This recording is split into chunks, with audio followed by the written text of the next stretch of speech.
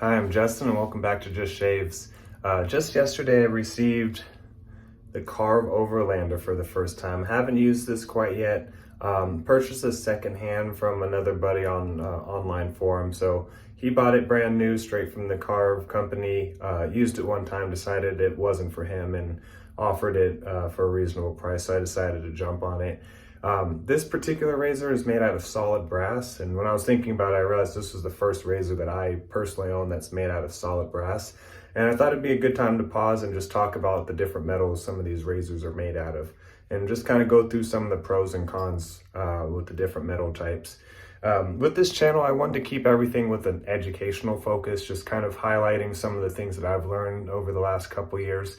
Kind of mentioned I had a really good shave and really just jumped into this, 2 feet in, and have been learning a ton ever since. And I just wanted to share some of what I've learned. Everything I'm going to cover, I'm not a bona fide expert in really any of it. So if any of my terminology is off, or if there's any pointers or facts that I'm leaving out, please let me know right in the comments. And again, I just really wanted this channel to be focused on, having some educational videos for the folks that are just starting out or have questions or things of that sort. Again, I won't be sponsored by any of the products I'm showcasing.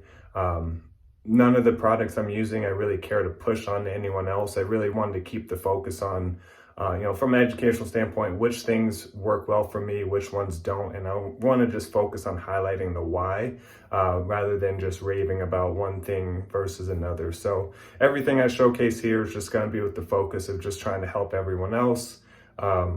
And again, if you have any questions about a specific product that I'm using, hopefully I'm answering it there as well. So with that, I'll touch on the Carve Overlander in a little bit more detail in my following video, but I just kind of want to do an overview of the different type of metals that are typically used for making razors. So with that, probably the most commonly seen one would be, it's called like a Zamak pot metal, which, here's an example. So this is a King C Gillette.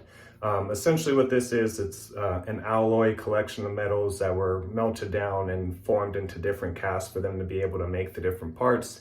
And usually it's nickel plated afterwards as well. One of the main obvious benefits here is because it's, sort of being mass produced. Yet they have economies of scale and they're able to make these razors at a lot more affordable cost compared to some other ones. So this particular one is under the Gillette branding and it costs about $20. So there's that. A number of other companies make very similar razors at even a fraction of the cost of this. So you can very easily find yourself a razor for under $10. Functionality wise, it checks all the boxes here. This one's pretty solid. This comes in really under 100 grams or so. One of the main complaints that people might have with the Zamak razors is, with it being molded and cast, it doesn't have the same precision as some of the higher end razors that are being offered on the market today. But then again, if you're just looking for a shave, this is going to functionally meet your needs there. The other concern is really with longevity, specifically with the threads, because every time you're using a razor and putting a new blade in, you have to go through the process of threading these loops, and these threads eventually take some wear. I mentioned they're nickel plated, and if that plating starts to wear, you can get corrosion on the inside, and eventually your threads wear out and break. Now, that isn't something that you need to be concerned of in the short term. That's more of a long run issue. If you're taking care of your razor, that's not an issue you're going to encounter for 10, maybe even 15 years, but it is something to have in the back of your mind. The other one you hear about is like people will drop these and then the threads will just kind of snap off. The threads seem to be the breaking point for all of these razors. This one, again, I said costs like about 20 bucks. So if you think about it in the grand scheme of things, like if you're able to get a razor for 20 bucks and get 15 years worth of shaves out of it, that's not a bad deal. By that point, you might have wanted to move on to a different razor anyways. Other popular ones would be like the Merkur series. I think those typically are under 50 bucks as well. Also with the Merkurs, and I think even this one as well, a lot of those razors, they'll sell replaceable top caps. Another one I have mentioned was the Merkur Progress. Now this one's not solid Zamak, but this top cap is. I'll just go ahead and screw it out. So If I were to run into any issues with this razor, it would be with these threads here breaking. But again, really common razor, really easily accessible. This one would cost 70 bucks, but I think the top cap replacement's like 12. So if this was your favorite razor, the only one you ever cared to use, whenever those threads were out, you don't necessarily need to buy a brand new one from scratch either. You can just search, go ahead and get the top cap for it as well. That's it for the Zamak razors. The other ones that are really commonly used, you'll see aluminum, brass, like I mentioned for the first time. Bronze is another really common one, and then also stainless steel. So I'll just kind of go over some of the pros and cons with each of them. One of my favorites, I would say, is aluminum. Aluminum, the main characteristic is it's going to be on the lighter side. I kind of mentioned when I don't have a lot of growth, the lighter razors feel softer on my skin afterwards. Flip side to that is if you're using a heavy razor, it can make for a more smoother shave because you kind of have gravity assisting with the razor and getting some momentum. So people are kind of torn on that. I tend to think there's a time and a place for either. But typically an aluminum razor will be in like the 30 to 40 gram range. Some a little heavier, some a little lighter, but that's typically like the range and the weight.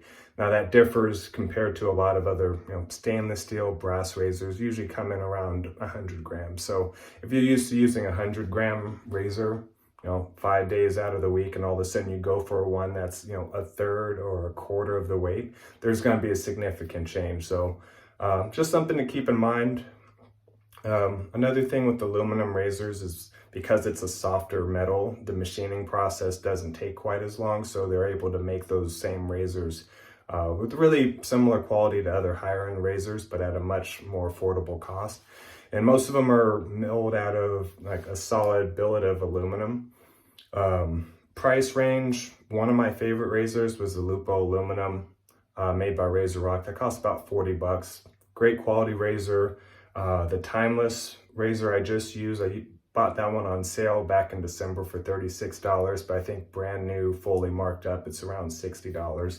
And some of that more higher end aluminum razors, they're still going to be under $100, right around, probably like $70 to $80. You're really getting a really premium aluminum razor at that price. Brass is going to be similarly priced. I think it's a little bit heavier, a little bit more expensive than aluminum to make. But brass and aluminum are usually going to be some of the cheaper options as well.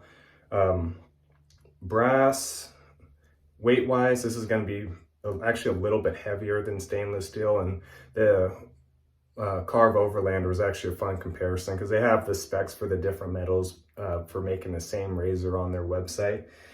Their brass one comes in at 110 grams, whereas their aluminum version would be 37 grams. So significant weight difference. They also make this, I don't know if they're actively making it now, but stainless steel was an option they offered, as well as bronze. Stainless steel would have been around 102 grams, so pretty close to this, about an 8-gram difference. I don't know how significant that would feel. I think, some people might notice the weight difference, but I think the average person, if you put a blindfold on them, they might not pick up on that smaller weight difference. Bronze is also going to be similar, a little bit lighter than stainless steel even. It's going to be around 98 grams for this exact same razor. Stainless steel and bronze are going to cost significantly more than brass and aluminum just because those metals are tougher to machine through. So that kind of gets shown into the cost just because the machining time takes so much more. Using this one as a benchmark again, this is a really premiumly priced razor for what it is. Brass comes in around $112 US. Aluminum would be the same price at around $112. Again, for the metal types, those are premiumly priced, and this is a very premium razor as well. And I'll go into the specifics of this one as well in my next video. Stainless steel, bronze would come in making the same razor but out of a different material. Stainless steel would be right around $200 US. Bronze would be about $220 US. So those are going to be the main differences there. Comparing brass to bronze, brass and bronze are probably the most similar of the metals here. They're both alloys made out of copper, so the mixture of the metals is a little different, so the properties are a little different, but they have more in common than they have not alike. So brass is going to be on the heavier side, bronze is going to be a little bit lighter, but bronze is going to be stronger, more durable, more resistant to corrosion and things of that nature as well. Both bronze and brass are also going to be metals that retain heat better. So if you're a person that likes to, have a hot bowl of water and set your razor in it to have that warm feeling on your skin, brass and bronze will hold on to that heat a little bit better and longer throughout your shave. Also, bronze and brass will show signs of aging. So it's called patina, where every time you use it, it comes in contact with water, regardless of how well you dry it off. The next time you reach for it, you might notice some spots of black, and it's really just starting to show age as it's going. You can polish it if you like to, or you can let the razor show its own unique aging marks as well. Aluminum, stainless steel, you won't have that at all. They'll continue to look as they did before, as long as you're taking care of it. Another one to mention as well, titanium. Titanium is going to be on the very premium side of things, again, just with how tough the material is to machine. I only own one titanium razor, it's the Blackland Blackbird. Weight-wise, a little bit heavier than aluminum, but lighter than the other three metals. Really tough, corrosion resistant. Actually, I have it right here, I didn't realize that, but here's my Blackbird titanium. Really cool thing about this one is, again, just with the resistance to corrosion, everything else, like you can not take care of this and it's going to be just fine. Stainless steel, if you're taking care of it, it shouldn't stain, but if you left it in contact with something that did rust, like some of that rust could transfer over, and you can treat that as well. But this particular razor, hopefully when I meet my end, it's at an old age of natural causes, but regardless, this razor is probably going to be sitting in my shelf in the exact same condition when my family finally goes through my stuff. So that's a really cool thing about this. Like, if you invest in a titanium razor, you don't really have to worry about upkeep or anything else like that as well. But these are going to be on the pricier end. Not a lot of companies are making these. These are going to be on the premium end of things. And again, I think that kind of covers it. I kind of flew over the different metals, but I was excited to try out this brass one for the first time. Brass also has a little bit of a different odor to it, which I don't mind, but something to keep in mind as well. But it's going to have a lot of similar properties with the other heavier metals, but there are some differences as well. But brass and aluminum, you're both going to be able to find some really affordable options there as well. Nothing's wrong with the Zamak razors as soon as you're starting out, but just keep in mind the eventual longevity issues. Like, eventually the threads will likely wear. How soon that happens, who knows? And if it does, a decade or so down the road, it might have already served its use for you. So it shouldn't be too much of an issue for anyone. But with that, I'll transfer over to my next video. I'm actually start shaving with the Carb Overlander for the very first time, and I'll do a quick overview of it in my next video as well. So with that, thank you.